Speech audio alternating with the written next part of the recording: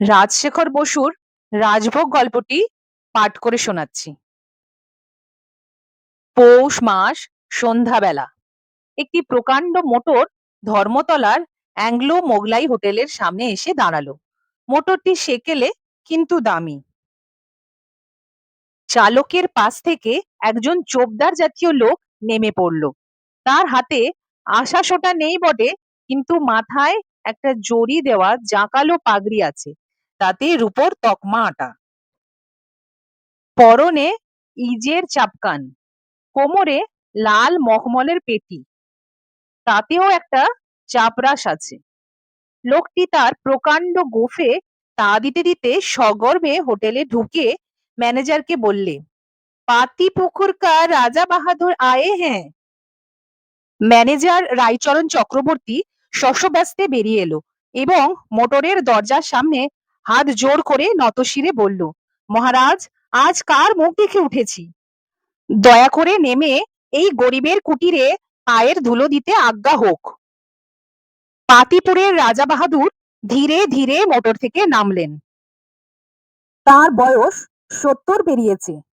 দেহ আর পাকা গোপজোড়াটি খুব শীর্ণ। মাথায় যেটুকু চুল বাকি আছে তা দিয়ে টাক ঢেকে সিঁথি কাটবার চেষ্টা করেছেন। পরনে জরি পাড় সূক্ষ্ম ধুতি আর রেশমি পাঞ্জাবি, তার উপর দামি শাল, পায়ে সুরওয়ালা লাল লপেটা। তিনি গাড়ি থেকে নেমে ভিতরের মহিলাটিকে বললেন, নেমে এসো। মহিলা বললেন, আমি আর নেমে কি করব, গাড়িতেই থাকি। তুমি যা খাবে খেয়ে এসো, দেরি করো না যেন। রাজা বললেন, তা কি হয়, তুমিও এসো। রাইচরণ কৃতাঞ্জলি হয়ে বললে, নামতে আজ্ঞা হোক রানীমা, আপনার শ্রীচরণের ধুলো পড়লে হোটেলের বরাত ফিরে যাবে। মহিলাটি বোধহয় সুন্দরী এবং যুবতী, কিন্তু ঠিক বলা যায় না। তার সজ্জা আর প্রসাধন এমন পরিপাটি যে রূপ যৌবনের কতটা আসল আর কতটা নকল তা বোঝবার উপায় নেই। তিনি গাড়ি থেকে নামলেন। রায়চরণ বিনয়ে কুঁজো হয়ে সামনের দিকে জোর হাত নাড়তে নাড়তে পথ দেখিয়ে রাজা বাহাদুর ও তার সঙ্গিনীকে ভেতরে নিয়ে গেল এবং হেঁকে বলল, এই শিগগির রয়্যাল সেলুনের দরজা খুলে দে। হোটেলের সামনের বড় ঘরটিতে যারা বসে খাচ্ছিল তারা উদগ্রীব হয়ে মহিলাটিকে দেখে ফিসফিস করে জল্পনা করতে লাগলো। একজন চাকর তাড়াতাড়ি একটা কামরা খুলে দিল। ছোট খোপ, রং করা কাঠের দেওয়াল, মাঝে একটি টেবিল এবং দুটি গদি আঁটা চেয়ার। টেবিলটি সাদা চাদরে ঢাকা, দিনের বেলায় তাতে হলুদের দাগ দেখা যায়। এই কামরার পাশেই পর্দার আড়ালে আরেকটি কামরা, তাতে এক সেট পুরানো কোচ ও সেট এবং একটি ছোট টেবিল, তার উপর 3-4টি গত সালের মাসিক পত্রিকা। দেওয়ালে কয়েকটি সিনেমা তারার ছবি খবরের কাগজ থেকে কেটে এঁটে দেওয়া হয়েছে। দুই মহামান্য অতিথিকে বসিয়ে ম্যানেজার রায়চরণ বললে, হুজুর, আজ্ঞা করুন, কি এনে দেব? রায়বাহাদুর সাগ্রহে বললেন, তোমার কি কি তৈরি আছে শুনি। রায়চরণ বললে, আগে 3 রকম পোলাও আছে, ভেটকি মাছের, মাটনের আর পাঁঠার। কালিয়া আছে, কোরমা আছে, কোপ্তা আছে, মাটন চপ, চিংড়ি কাটলেট, ফাউল রোস্ট, ছানার পুডিং, হুজুরের আশীর্বাদে আরো কত কি আছে। রাজা বাহাদুর খুশি হয়ে বললেন, বেশ বেশ, অতি উত্তম। আচ্ছা ম্যানেজার, তোমার এখানে বিরিয়ানি পোলাও হয়? হয় বই কি হুজুর, ঘন্টাখানেক আগে অর্ডার পেলেই করে দিতে পারি। আমি 3 বছর দুম্বাগড়ের নবাব সাহেবের রসুই ঘরের সুপারিনটেন্ডেন্ট ছিলাম কিনা, সেখানেই সব শিখেছি। খুব খাইয়ে লোক ছিলেন নবাব সাহেব, এ বেলা এক দুম্বা, ও বেলা এক দুম্বা। বাবুর্চিদের রান্না তার পছন্দ হতো না। আমি তাদের কায়দায় অনেক উন্নতি করেছি, তাই জন্যই তো নবাব বাহাদুর খুশি হয়ে নিজের হাতে ফরাসিতে আমাকে সার্টিফিকেট লিখে দিয়েছেন, দেখবেন হুজুর। থাক থাক, আচ্ছা তোমার কায়দাটা কিরকম শুনি। বিরিয়ানি রান্নার 1 নম্বর বাসমতি চাল, এখন তার দাম 5 টাকা সের। খাঁটি গাওয়া ঘি, ডুমো ডুমো মাংস, বাদাম, পেস্তা, কিশমিশ এবং হরেক রকম মশলা, গোলাপ জলে গোলা, খোয়া ক্ষীর, মৃগনাভি, সিকিরতি, 10 ফোঁটা ওডিকোলন, আলু একদম বাদ। চাল আর মাংস প্রায় সেদ্ধ হয়ে এলে তার উপর দুমুঠো পেঁয়াজ কুচি মুচমুচে করে ভেজে ছড়িয়ে দিই। তারপর দমে বসাই। খেতে যা হয়! রাজা বাহাদুরের জিভে জল এসে গেল। সুত করে টেনে নিয়ে বললেন, চমৎকার! আচ্ছা, স্বামী কাবাব জানো? হুজুরের আশীর্বাদে মোগলাই, ইংলিশ, ফ্রেঞ্চ হেন রান্না নেই যা এই রাইচরণ চক্রবর্তী জানে না। মাংস পিষে তার সঙ্গে ছোলার ডাল বাটা আর পেস্তা বাদাম মেশাতে হয়। তাতে আদা, হিং, পেঁয়াজ, রসুন, গরম মশলা ইত্যাদি পড়ে। তারপর চ্যাপ্টা লেচি করে চাটুতে ভাজতে হয়। এই হলো সামি কাবাব। ওহ, খেতে যা হয় হুজুর, তা বলবার কথা নয়। রাজা বাহাদুর আবার সুত করে জিভে জল টেনে নিলেন। তারপর বললেন, আচ্ছা রাইচরণ, রোগান জুস জানো? মহিলাটি অধীর হয়ে বললেন, আহ, ওসব জিজ্ঞেস করে কি হবে? যা খাবে তাই আনতে বলো না। রাজা বাহাদুর বললেন, হা হা, ব্যস্ত হও কেন? খাওয়া তো আছেই, আগে একবার রাইচরণকে বাজিয়ে নিচ্ছি। রাইচরণ বললে, বাজাবেন বই কি হুজুর, নিশ্চয়ই বাজাবেন। রোগান জুস হচ্ছে। মহিলাটি আস্তে আস্তে উঠে পাশের কামরায় গিয়ে মাসিক পত্রিকার পাতা উল্টাতে লাগলেন। রোগান জুস হচ্ছে খাসি বা দুম্বার মাংস, শুধু ঘিয়ে সিদ্ধ, জল একদম বাদ। ভারী পোস্তাই হুজুর, 7 দিন খেলে লিকলিকে রোগালোকে রোগায়ে গত্তি লেগে ভুঁড়ি গজায়। তুমি তো অনেক রকম জানো দেখছি হে। আচ্ছা, মুর্গ মুসাল্লাম তৈরি করতে পারো? নিশ্চয়ই পারি হুজুর, ঘন্টা 3 আগে অর্ডার দিতে হয়। অনেক লটঘটি কিনা। বাবুর্চিদের চাইতে আমি ঢের ভালো বানাতে পারি। আমি নতুন কায়দা আবিষ্কার করেছি। একটি বড় আস্ত মুরগি, তার পেটের মধ্যে মাছের কোপ্তা, ডিম আর কুচো চিংড়ি দেওয়া কচুর শাকের ঘন্ট, অভাবে লাউ চিংড়ি আর দই। কচুর শাক? আরে রাম রাম! না হুজুর, মুরগির পেটে সমস্ত জিনিস ভরে দিয়ে সেলাই করে হাঁড়ি কাবাবের মতন পাক করতে হয়।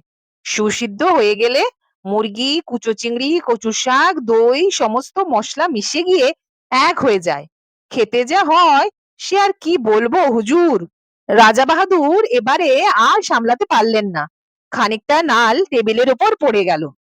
একটু লজ্জিত হয়ে রুমাল দিয়ে মুছে ফেলে বললেন, ওহে রাইচরণ, উত্তম সরভাজা খাওয়াতে পারো? হুজুরের আশীর্বাদে কি না পারি। সরভাজার রাজা হলো গোলাপি গাই দুধের সরভাজা। নবাব সিরাজউদ্দৌলা যা খেতেন। কিন্তু 10 দিন সময় চাই মহারাজ, আর শখানিক টাকা খরচ মঞ্জুর করতে হবে। গোলাপি রঙের গরু হয় নাকি? না হুজুর, একটি ভালো গরুকে 7 দিন ধরে সেরেফ গোলাপ ফুল, গোলাপ জল আর মিছরি খাওয়াতে হবে। খড়, ভুসি, জল একদম বারণ।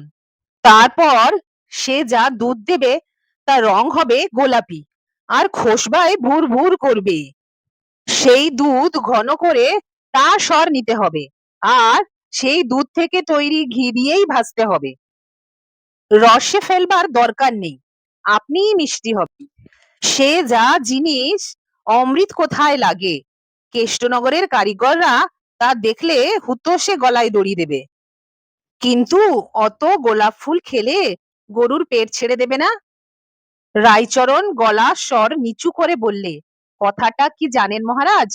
গোলাপ ফুলের সঙ্গে খানিকটা সিদ্ধি বাটাও খাওয়াতে হয়, তাতে গরুর পেট ঠিক থাকে আর সরভাজাটিও বেশ মজাদার হয়।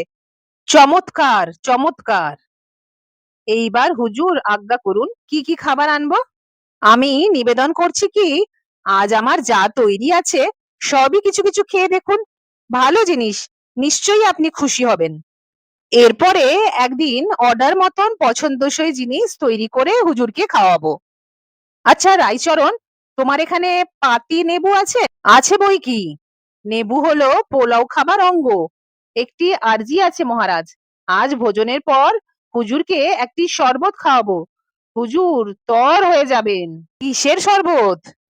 তবে বলি শুনুন মহারাজ, আমার একটি দূর সম্পর্কের ভাগ্নে আছে, তার নাম কানাই। সে বিস্তর পাশ করেছে, নানা রকম দ্রব্যগুণ তার জানা আছে। শরবতটি সেই কানাই ছোকরারই পেটেন্ট। সে তার নাম দিয়েছে চাঙ্গায়নী সুধা। বছর 2 আগে কানাই হুন্ডাগড় রাজ সরকারে চাকরি করত। কুমার সাহেব তাকে খুব ভালোবাসতেন। কুমারের খুব শিকারের শখ। একদিন তার হাতিকে বাঘে ঘায়েল করলে। হাতির ঘা দিন 20 মধ্যে সেরে গেল, কিন্তু তার ভয় গেল না। হাতি নড়ে না, ডাঙোস মারলেও ওঠে না। কুমার সাহেবের হুকুম নিয়ে কানাই হাতিকে শেরটাক চাঙ্গায়নী খাওয়ালেন। পরদিন ভোরবেলা হাতি চাঙ্গা হয়ে পিলখানা থেকে গট গট করে হেঁটে চলল। জঙ্গল থেকে একটা শাল গাছের রলা উপড়ে নিলে, পাতাগুলো খেয়ে ফেলে ডান্ডা বানালে। তারপর পাহাড়ের ধারে গিয়ে সুর দিয়ে সেই ডান্ডা ধরে বাঘটাকে দমাদম পিটিয়ে মেরে ফেললো। কুমার সাহেব খুশি হয়ে কানাইকে 500 টাকা বকশিস দিলেন। শরবতে হুইস্কি টুইস্কি আছে নাকি? ওসব আমার চলে না। কি যে বলেন হুজুর, কানাই ওসব ছোঁয় না। অতি ভালো ছেলে, সিগারেটটি পর্যন্ত খায় না। চাঙ্গায়নী সুধায় কি কি আছে শুনবেন? 20টা কোবরেজি গাছগাছড়া, 20 রকম ডাক্তারি আরোগ, 20 দফা হেকিমি দাওয়াই, হিরে ভস্য, সোনা ভস্য, মুক্ত ভস্য, রাজ্যের ভিটামিন আর পোয়াটাক ইলেকট্রিসিটি, এইসব মিশিয়ে চোলাই করে তৈরি হয়। খুব দামি জিনিস। কানাই আমাকে হাফ প্রাইস 50 টাকায় এক বোতল দিয়েছে। মামা বলে ভক্তি করে কিনা। দোহাই হুজুর, আজ একটু খেয়ে দেখবেন। সে হবে এখন। আচ্ছা রাইচরণ, তুমি বার্লি রাখো? রাখি হুজুর। ছানার পুডিং এ দিতে হয়, নইলে আঁটো হয় না। এইবার তবে হুজুরের জন্য খাবার আনতে বলি। হুকুম করুন, কি কি আনবো? এক কাজ করো, 1 কাপ জলে 1 চামচ বার্লি সিদ্ধ করে লেবু আর একটু নুন দিয়ে নিয়ে এসো। রাইচরণ আকাশ থেকে পড়ে বললে, সে কি মহারাজ, ভেটকি মাছের পোলাও, মটন কারি, ফাউল রোস্ট? রাজা বাহাদুর হঠাৎ অত্যন্ত খাপ্পা হয়ে বললেন, তুমি তো সাংঘাতিক লোক। হ্যাঁ, আমাকে মেরে ফেলতে চাও নাকি? হ্যাঁ, আমি বলে গিয়ে 3টি বছর ডিসপেপসিয়ায় ভুগছি, কিচ্ছু হজম হয় না, সব বারণ। দিনে শুধু গলা ভাত আর শিঙি মাছের ঝোল, রাত্তিরে বার্লি। আর তুমি আমাকে পোলাও কালিয়ার লোভ দেখাচ্ছ? কি ভয়ানক খুনে লোক। রাইচরণ মর্মাহত হয়ে চলে গেল এবং একটু পরে এক বাটি বার্লি এনে রাজা বাহাদুরের সামনে ঠক করে রেখে বললে, এই নিন। তারপর রাইচরণ পর্দা ঠেলে পাশের কামরায় গিয়ে মহিলাটিকে বললে, রানীমা, আপনার জন্য একটু ভেটকি মাছের পোলাও, মাটন কারি, ফাউল রোস্ট আনি? খেপেছেন? আমি খাবো আর ওই হ্যাংলা বুড়ো ফ্যাল ফ্যাল করে চেয়ে দেখবে, গলা দিয়ে নামবে কেন? তবে একটু চা আর খানকতক চিংড়ি কাটলেট এনে দিই রানীমা? রানী ফানি নই, আমি নক্ষত্র দেবী। আর একদিন আসবো। এখন স্টুডিওর ফেরত। ডিরেক্টর হাদুবাবুকেও নিয়ে আসবো। গল্প পাঠ কেমন লাগলো কমেন্ট করে জানাবেন বন্ধুরা। আরো মজার মজার হাসির গল্প শোনার জন্য সঙ্গে থাকুন এবং চ্যানেলটি সাবস্ক্রাইব করুন।